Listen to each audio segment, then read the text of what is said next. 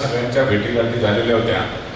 त्यामध्ये आपले जाकोटिया नरेश जाकोटिया हे तर मला वाटतं मी आलो मुरबाडला की एखादा तरी कागद घेऊन यायचे, नाहीतर मग मंत्रालयामध्ये यायचे, पण सतत पाठपुरावा होता, पण त्याला काही दिशा मिळत नव्हती।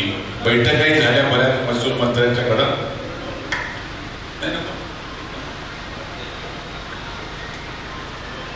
या महत्वाच्या निर्णयासाठी खास करून आज जी बैठक आयोजित केली किंवा तुम्हाला सगळ्यांना बोलवलंय यासाठी उपस्थित असलेले आपल्या तालुक्याचे तहसीलदार श्री देशमुख साहेब, आपल्या TLR मॅडम, सर्व वन विभागाचे अधिकारी, आपल्या भारतीय जनता पार्टीचे अध्यक्ष दीपकजी पवार, गणेशजी भावार्ते, भाई तेलवणे, आपले नगराध्यक्ष श्री गडगे, उपनगराध्यक्ष तेलवणे ताई, ज्यांची आता माणक रस्त्याच्या सहअध्यक्षपदी निवड झाली ते उल्हासभाऊ भामकर, आपले CO श्री मशे साहेब,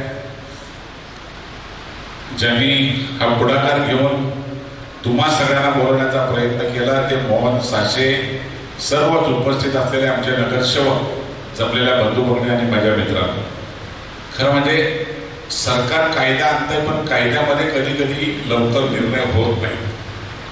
या राज्याच्या मुख्यमंत्र्यांनी अशा प्रकारच्या कायद्यांच्यात बदल करण्याचा निर्णय घेतलाय की तुम्ही सगळेजण वाचत असाल, ब्रिटिश काळापासून महसूल विभागाच्या कायद्याला कोणी हात लावला नव्हता। या राज्याचे मुख्यमंत्री देवेंद्र फडणवीस यांनी निर्णय घेतला आणि महसूल विभागाच्या कायद्यामध्ये नवीन सगळे नियम करण्याचा प्रयत्न सुरू केला। केवळ नियम नाही तर त्याची अंमलबजावणी होते किंवा नाही यासाठी आपल्या राज्याचे महसूल मंत्री जिल्हावाईज संपूर्ण राज्यभर दौरे सुरू केले आणि कोणते प्रश्न प्रलंबित आहेत आणि महसूल विभागाला कुठली दिशा द्यावी याचा सविस्तर आढावा घेत असतात। आणि तो आढावा घेत असताना ते एवढ्या तातडीने निर्णय घेतात आणि जर एखाद्या तालुक्यातला किंवा एखाद्या जिल्ह्यामधला कुठलाही अधिकारी त्याच्यामध्ये हायगाई करत असेल तर त्याच्यावर ताबडतोब कारवाई करत असतात।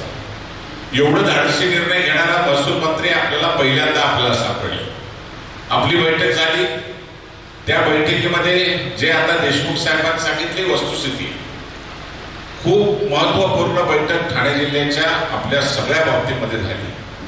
त्यामध्ये केवळ आपला लीडचा नाही, जी 11 वर्ष अतिक्रमण करून नागरिक राहतात, ज्यांना 11 वर्ष होऊन गेले त्यांना सुद्धा महसूल खात्याच्या जागेवर किंवा शासकीय जमिनीवर वन विभाग सोडून त्यांना तातडीने निर्णय दिला आणि त्यांच्या सुद्धा कागदपत्रांची पूर्तता करून ज्यांनी 11 वर्षाचे पुरावे दिले त्यांच्या नावावर ती जागा करण्याचा निर्णय घेतला नुसता नाही तर तो अंमलात सुद्धा आणला। आपला लीडचा प्रश्न असाच निघाला। ठाण्याला ज्यावेळेला आढावा झाला त्यामध्ये आपली 267 म्हणजे 264 एवढा आकडा दिसला आणि त्याच्यावर चर्चा सुरू झाली। राज्याच्या महसूल मंत्र्यांनी खूप एकदम त्याच्यावर फोकस केला, पण मी त्यांना थांबवलं आणि त्यांना सविस्तरपणे त्याची माहिती दिली। त्यांनी तातडीने जिल्हा अधिकाऱ्यांना अधिकार दिले आणि सांगितलं याची चौकशी नुसती करू नका, त्यांचे कागदपत्र पूर्ण करून घ्या आणि हा निर्णय या पुढे कुठल्याही परिस्थितीमध्ये त्यांना फेऱ्या मारायला लागू नये अशा प्रकारचा निर्णय घेऊन आपल्याला तो निर्णय घ्यावा। आता जबाबदारी वाढली कोणाची? ही आमची जबाबदारी वाढली। आमच्या सांगण्यावरून आम्ही मांडलं, त्यांनी निर्णय दिलाय। जिल्हाधिकाऱ्यांच्या बरोबर आमची सविस्तर चर्चा झाली, मग मी आणि तहसीलदार साहेब आम्ही निर्णय घेतला आणि प्रांताधिकारी की आपण एकत्र सगळ्यांना बोलू, कारण प्रत्येकाला सांगून एकेकाला बोलवा आणि वेळ घालवा त्यापेक्षा आपण एकत्र बोलू। ज्याच्या हातामध्ये हे पुरावे आहेत, जे वर्षोवर्ष त्या जागेवर राहतात, त्यांनी जो आता देशमुख साहेबांनी आपल्याला मार्ग सांगितला तर ते स्वतः अर्ज कसा असावा त्याचा नमुना देतात। आपण सगळ्यांनी या 8 दिवसाच्या आत, माझं मत आहे तुम्ही तर 10 दिवस पण लावू नका, कारण जरी महसूल मंत्र्यांनी सांगितलंय 3 महिन्यामध्ये हा विषय संपवा, पण माझी स्वतःची किंवा तहसीलदारांची अशी धारणा आहे की जर कागदपत्र लवकरात लवकर तुम्ही दिले तर वर्षानुवर्षाचा रेंगाळलेला प्रश्न महिना दीड महिन्यामध्ये मार्गी लागून जाईल आणि मुरबाडकरांना मला माहिती आहे, कारण सर्वसामान्य माणसाला त्यातलं काही कळत नाही. माझं घर आहे, मला कर लावलाय, मला टॅक्स आहे, पण जर ते घर मोडलं किंवा घर दुरुस्त करायचं असेल, नवीन बांधायचं असेल तर त्याला पुन्हा अडचणीत होती. नगर परिषद तुम्हाला परवानगी देऊ शकत नव्हती, त्यांनाही अडचणी होती. आता हा महत्वाचा प्रश्न तुमच्या दृष्टीने आहे की तुम्ही या बाबतीमध्ये तातडीने आपल्या जवळ असलेले सगळे पुरावे हे तहसील कार्यालयामध्ये हजर करणे, त्याची सविस्तरपणे माहिती घेणं आणि त्याला तहसीलदारांच्याकडं जे कोणाची नेमणूक ते करतील त्यांच्याकडे देऊन त्याच्या डॉक्युमेंट काय अजून वाढीव पाहिजे असेल तर द्यावी. हा निर्णय सोलापूरला झालेला होता. त्याचा GR पण मोहन साक्षेने पण माझ्या बरोबर चर्चा केली की या माध्यमातून आपल्याला त्याचा चांगला फायदा होऊ शकतोय. सविस्तरपणे सगळ्या या बाबतीमध्ये निर्णय झालेले आहेत. त्यामुळे आता तुम्हाला ती चिंता नाही. पण मला प्रश्न हा आहे की मुरबाडमध्ये एखादा कोणीतरी येईल आणि तो तुम्हाला सांगेल की ही बऱ्याच वेळा असं होतंय तसं होतंय, कारण इथे एवढे रिकामे लोक आहेत तर ते तुम्हाला बिघडवण्याचं काम पण करते. माझी एकच विनंती आहे तुम्हाला, हा निर्णय शेवटचा आहे. यानंतर जो पूर्तता करणार नसेल त्याच्यासाठी मी नाही, ती त्याची जबाबदारी. मग तो कोणी जरी असेल आणि माझा झाला नाही, या निर्णयाच्या नंतर मी काही त्या बाबतीमध्ये त्याला सहकार्य करणार नाही, कारण हा तुमच्यासाठी आम्ही एवढा प्रयत्न करतोय. मुरबाडच्या इतिहासातला हा महत्वाचा निर्णय आहे, मुरबाड शहराच्या दृष्टीने महत्वाचा आहे. आज एवढ्या लोकांची घरं नियमित होणं हा ऐतिहासिक निर्णय आपल्या दृष्टीने आहे. आणि त्यामुळे कोणाच्यावर विश्वास न ठेवता आता त्याच करता तहसीलदाराने सविस्तर सांगितलं आणि त्यांनी अजून दुसरं सांगितलं का मीच तुम्हाला अर्ज तयार करून देतो. कुठलाच अधिकारी असा देणार नाही, त्यांनी स्वतः सांगितलं. हे झाल्यावर त्याचं पूर्ण नावावर तुमच्या व्हायच्या वेळेला त्याचं सर्वे करण्याला सुद्धा आपल्याला TLR स्वतः इथं उपस्थित आहे. ते सर्व सर्वे वगैरे सगळ्या गोष्टी याच GRच्या माध्यमातून होतील. आपल्याला लवकरात लवकर याचे सगळे कागदपत्रे पुराव्याचे हे तुम्ही द्यायचे आहे. फक्त एकच आहे, याच्यामध्ये कोणाचा वाद असेल तर तो तुमच्या स्तरावर तुम्ही निस्तरला पाहिजे. विनाकारण कोणाची वेळ घेण्याचा, कायम घालवण्याचा आणि वाद करण्याचा विषय चालू नका. तुम्हाला तुमचं घर सुरक्षित करायचे, तुम्हाला जागा तुमची स्वतःची हक्काची करायची आहे. राज्याच्या मुख्यमंत्र्यांनी आणि महसूल मंत्र्यांनी तुमच्यासाठी हा निर्णय घेतलाय आणि म्हणून आपण सगळ्यांनी आज काही मला वाटतं आले पण नसतील तर त्यांनाही निरोप द्या का बाबा तुमच्यासाठी, तुम्ही जास्त बिझी होते, आम्ही रिकामे आहे, आम्ही तुमच्यासाठी आलो, पण तुम्ही जर आले नसाल तरी तुमचं काम करायला सांगितलंय.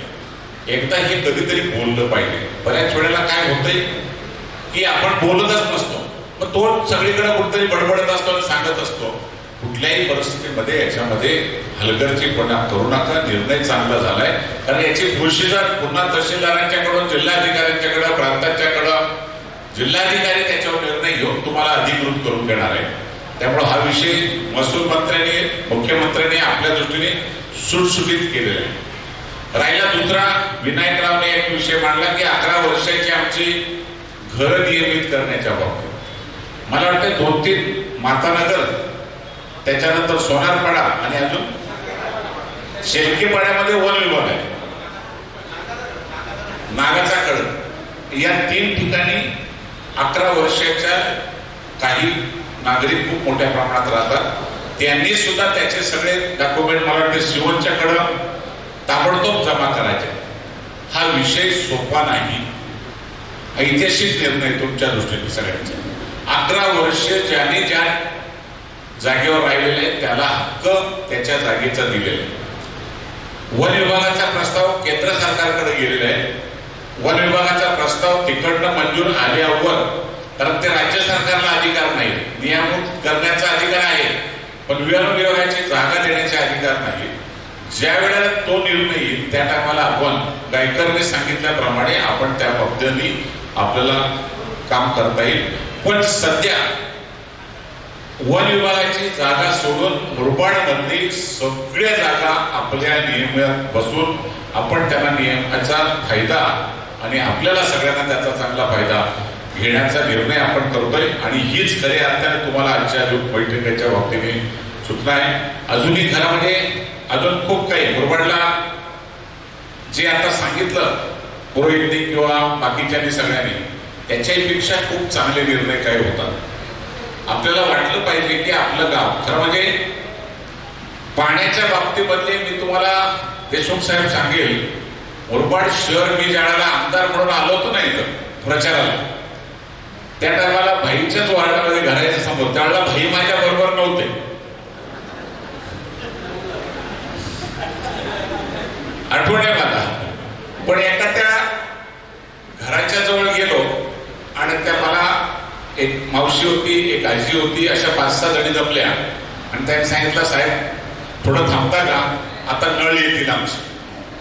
म्हणून थांबतो. मी पण फिरून पायीच चालत होतो. आम्ही माझी प्रचार सभा वैली होती, पदयात्रा होती. त्याने नळाचा जवळ उभं केलं, माझ्या हातामध्ये काचेची बाटली दिली आणि साहेब आता कॉक चालू करा. मी कॉक चालू केल्यानंतर फक्त आवाज आला, so so so so so. जवळजवळ 5-10 मिनिटं नुसता आवाजच येत होता. मी पाणी, तो थांबा साहेब आता येईल. पाणी आलं. त्यांनी सांगितलं थोडा उशीर पाणी घेऊ नका. थोडं पाणी जाऊ दिलं आणि मी बाटली काचेची भरली, पांढरी काचेची बाटली होती, मला आजही आठवते. सगळं गडून पाणी मातीचं भरलेलं होतं. मला त्या महिलांनी सांगितलं का साहेब मुरबाडकर हे पाणी पितात. आठवत असेल जुन्या लोकांना, कोणाला भाईला तर आठवतच असेल. हा, मग त्या टायमाला मी प्रचाराचा मुद्दा केला होता.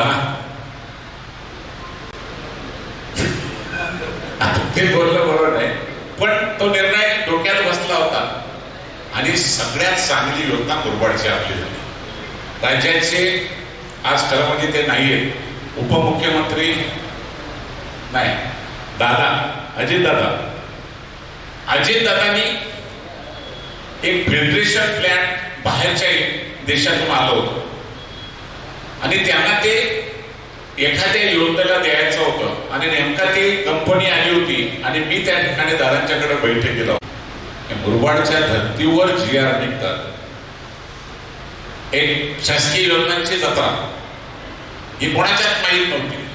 आपल्या मुरबाडची जत्रा झाली आणि राज्य सरकारने तो GR काढला की मुरबाडच्या धर्तीवर महाराष्ट्रामध्ये शासकीय योजनांची शिबिर आयोजित करा. त्याला मुरबाडचा GR जोडला आणि मुरबाडचं नाव महाराष्ट्रातल्या प्रत्येक तहसीलला तो करावा लागला. बावनकुळे साहेबांनी तर आता पुन्हा परत आता चालू आहे सगळ्या राज्यभर सगळ्या ठिकाणी त्या शासकीय योजनांच्या जत्रा सुरू झाल्या आणि लोकांची कामं व्हायला लागली. उगम मुरबाडला होतोय आणि महाराष्ट्रात त्याची प्रसिद्धी होते. प्रसिद्धी नाही, निर्णय होतात. त्यामुळे मुरबाड हे आता मागे राहिलेलं नाही, मुरबाड पुढे चाललं. बाहेर मुरबाडचे लोक जे राहायला गेलेत ना, ते कधी चुकून आता मुरबाडला जर तुमच्याकडे येत असतील, आले ते ब्रिजवर डायरेक्ट चढतात ना, सांगतात मुरबाड कुठे. बऱ्याच जणांचे फोन येतात, रावसाहेब मुरबाड आमचा रस्ता चुकला का. त्यांना कळतच नाही हे काय झालंय. एवढा चांगला रस्ता यावर्षी रायत्याचा पूल बुडला नाही, धानिवलीचा पूल बुडला नाही, पण त्या बातम्या कधी पत्रकारांच्याकडून आल्याच नाही. पण दरवर्षी बुडला काय धानिवलीच्या रस्त्याची अवस्था, काय रायत्याची अवस्था, बरोबर ना. या बातम्या पण द्यायला शिका. आणि नुसतंच नाही तर पूर्ण मालशेतपर्यंतचा कारभार. परवा मी एका सकाळला बातमी वाचली, मालशेतला खूप गर्दी होती आणि आपल्याकडचंच एक पत्रकार आहे, त्याने टाकलं काचेचा स्कायवॉक अजून पुढे दिसत नाही. आणि मुरबाडच्या लोकांनी कधी काचेचा स्कायवॉक स्वप्नच पाहिलं नव्हतं. ते तुम्ही मला आमदार केल्यामुळे ते मी दाखवले स्वप्न तुम्हाला. आणि नुसतं दाखवलं नाही, मालशेत घाट हा पश्चिम घाटाच्या मध्ये येतोय, त्याची परवानगी ही सुप्रीम कोर्टाला आहे. कोणाला द्यायचं, राज्य सरकारला पण नाही. ती जागा बदली आपण मोगलला दिली, बरोबर ना शिंदे. कोणाकडे, तुमच्याकडे आहे ना. मालशेतला 5.5 एकर ना, काही 5.5 हेक्टर जागा काचेच्या स्कायवॉक साठी आपली वर्ग झाली. आता त्याची परवानगी परत येईल, ती परवानगी आल्यावर त्याचे रितसरपणे टेंडर निघेल. एवढं सोपं काम नाही. ते झाल्यावर मुरबाडचं नाव हे आता महाराष्ट्रात होतंय ना, ते जगाच्या नकाशावर आलं पाहिजे. त्याला कारण असे तुम्हाला सांगतो, चायनाला काचेचा स्कायवॉक आहे, मी गेलो होतो स्वतः, आणि त्या स्कायवॉकवरून चालताना मी घाबरलो खूप तरी, आणि तिला हात टाकून रडायला लागलो. मला माझे डोळे मिटले आणि मला उचलून आणलं बाहेर. पण माझ्या मनामध्ये आला, मी सगळं पाहिलं ना, की असाच मालशेतला करावा. आणि तोच निर्णय घेतला. चायनाचा 120 मीटरचा काचेचा स्कायवॉक आहे, आपला आपण करतोय 140 का 45 मीटर ना अनिल, कुठं जाणलं 145 मीटर ना, काय तुम्हाला 145 मीटरचा. चायनाचा जगामध्ये 1 नंबर आहे.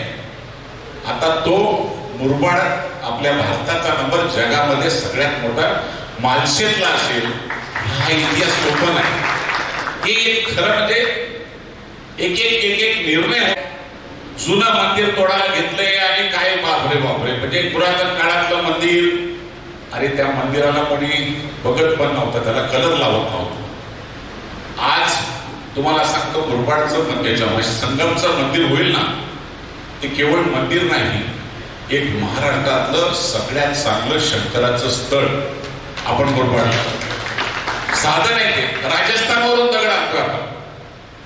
त्याचं काम आता स्लॅब काल झालं वाटतं ना, कालचा स्लॅब झाला, राजस्थानवरून आणतोय. आणि नुसतं तो मंदिर करत नाही, फुलनाथ बाबांचे मला मनापासून आभार मानले पाहिजे. त्यांनी सगळे जेवढे तिथली जागा त्यांची, त्यांचा जुना तो मठ वगैरे सगळं तोडण्याची परवानगी दिली. संपूर्ण परिसर तो अशा पद्धतीने करतोय.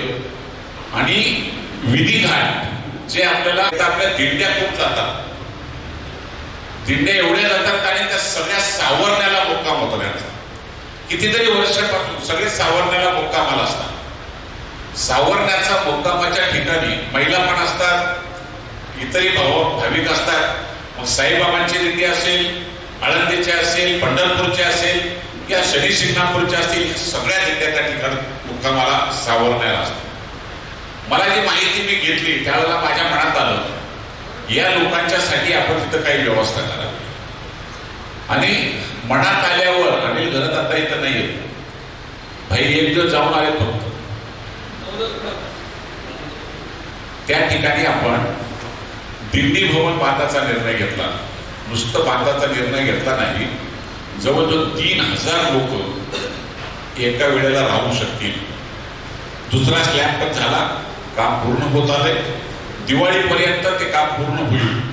जेवायला हॉल वेगळा केलाय, बाथरूम महिलांसाठी स्वतंत्र व्यवस्था, अशा प्रकारचं करतोय आपण त्या ठिकाणी, की त्या ठिकाणी विठ्ठल रुक्माईची मूर्ती 51 फुटाची मूर्ती त्या ठिकाणी उभी करतोय आपण. तिचं काम पूर्ण होत आलंय. तिचं ऑर्डर सगळे त्या कंपनीकडूनच आपण मागवतोय. त्या 51 फुटाची विठ्ठल रुक्माईची मूर्ती त्या ठिकाणी उभी करतोय. प्रत्येकाला वाटेल का तिथं जाऊन एकदा दर्शन घ्यावं. तसंच तिथं साईबाबांचं पण एक मंदिर त्या ठिकाणी आहे. उल्हास भाऊ त्याच्यावर सह अध्यक्ष आहे. 337 रस्ते तालुक्यातले सगळे रस्ते आपण करायचा निर्णय घेतला आणि आज त्याची सुरुवात झाली. कुठेही वाद नको, भांडणं नको, हा तालुका शांततेच्या मार्गाने राहावा. मी आलो त्या टायमाला काय भांडणांचा कर होता. पोलिसांना एकच, याला आतमध्ये टाका आणि तेव्हा आमचा आहे, हा आमच्या बरोबर नव्हता, या भानगडी नको, गाव शांत राहायला पाहिजे. आणि म्हणून मुरबाडची प्रगती करताना आपल्याला शांततेच्या मार्गातून आपल्याला काही निर्णय घेतले पाहिजेत. तेच निर्णय हे तुमच्या दृष्टीने सुद्धा एवढ्या वर्षाचा इतिहास बदलून तुम्हाला हा कुठेतरी एक दिशा देण्याचा निर्णय आपल्याला केलेला आहे. माझी सगळ्यांना विनंती, खूप चांगल्या प्रकारची मेहनत या सगळ्यांनी केलेली आहे. आपण सगळ्यांनी या 8 ते 10 दिवसामध्ये या सगळ्या कागदपत्राची पूर्तता करावी आणि चांगल्या विचारातून जोडावं. कोणी ताण फुकील तर त्याच्या कानामध्ये कापसाचा गळा तुम्हीच टाका. मी तो काढायला त्याचा मजबूत आहे, त्यामुळे कोणीही जरी असेल तर त्याला मी सोडणार पण नाही. पण ह्याच्यात कोणी अडथळा आणेल, ह्याच्यात कोणी पैसे मागेल तरी पण मी त्याचा बंदोबस्त करेल. त्यामुळे निश्चितपणे तुम्हाला एकच आहे, त्या 237 लोकांची ही घरं अधिकृत व्हावी, ही 3 महिन्याच्या आत झाली पाहिजे. हाच निर्णय आजच्या बैठकीत तुम्हाला सगळ्यांना सांगितलेला आहे. आपण सगळ्यांची जबाबदारी आहे की ही डॉक्युमेंट, हे कागदपत्र तातडीने गोळा करून, मला वाटतं अक्षयच्या वार्डात जास्त आहेत ना, किती आहेत? 76 आहे. मग त्या तुझं काम जास्त आहे. ज्या ज्या नगरसेवकाच्या हद्दीमध्ये त्याने तातडीने सगळ्यांना मदत करावी आणि तातडीने निर्णय हा घेण्यासाठी तहसीलदारांना सहकार्य करावं, अशा प्रकारची तुम्हाला सूचना करतो. मनापासून तुमच्या सगळ्यांचे आभार मानतो. दुसरा एक प्रश्न, तहसीलदार साहेबांचं म्हणणं असं आहे का पुढच्या शुक्रवारी आम्ही इथे येऊन थांबतो. टायमिंग नाही नको, ते 11 दिवस मग बोलून मी आता जेवून जातो, भाकरी खाऊन जातो.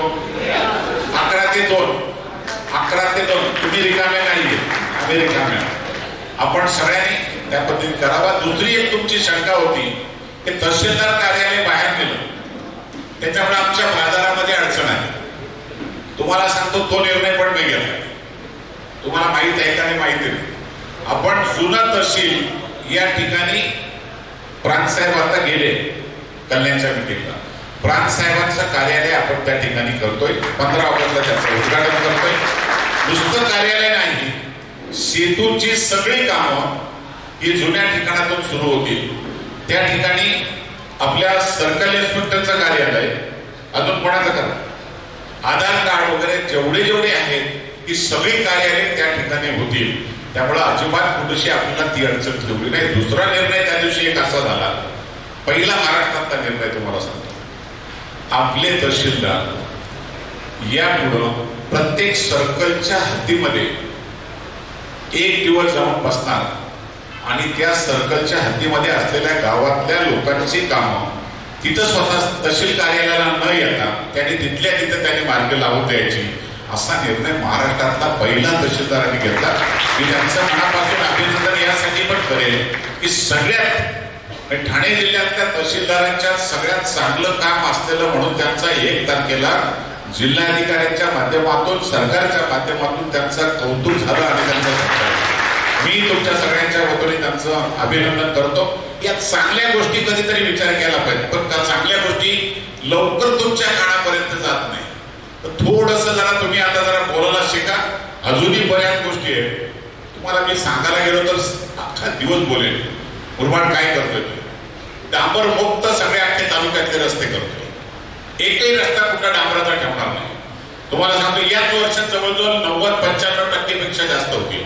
आता परवा तुम्हाला सांगतो मागच्या आठवड्यामध्ये 27.5 किलोमीटर रस्ते त्याचे मुख्यमंत्री ग्राम सडक योजनेचे सगळ्या वाड्यापाड्यांना जोडणारे सगळे रस्ते कॉन्क्रीटचे करण्याचा निर्णय घेतला आणि कोट्यावधी रुपये त्याला निधी आपल्याला मिळाला. बाकी ठिकाणी कुठं जाऊन बघा तुम्ही दुसऱ्या मतदारसंघांच्या, ही परिस्थिती कुठं मिळणार नाही तुम्हाला. पूर्ण अगदी सगळ्या कल्याण आणि अंबरनाथचा जो माझा भाग आहे त्या भागात तर मला काही सांगायची गरजच नाही. पण मुरबाडच्या बाबतीत सुद्धा खूप मोठ्या प्रमाणात झाला. दुसरा मुरबाड शहरातला शिवसाहेब दुसरा एक निर्णय एमएससीबीचा घेतलेला आहे. बाजारपेठेतली जी ही एमएससीबीची हे सगळी लाईटची व्यवस्था सगळे पोल काढून टाकतोय, अंडरग्राऊंड करतोय सगळं. पहिलं सुरुवात आपण आपल्या नागपूर शहरातल्या काही वार्डांची झालेली आहे. त्यानंतर मुरबाड आणि बदलापूर ताबडतोब आपण आता बाजारपेठेतलं काम सुरू करतोय लगेच या आठवड्यामध्ये. आणि जो मुरबाडच्या त्या टोकोड्यापर्यंत किंवा उमरोली पासूनचा जो फीडर त्याला जवळजवळ 14.5 कोटी रुपये आपण मंजूर केले आणि त्याचा गुरुवारी त्याचं भूमिपूजन करतो. दुसरंही तुम्हाला सांगतो, कोणीतरी मला सांगितलं का शिरवलीचा केबलसाठी आम्ही कोणी प्रयत्न करतो.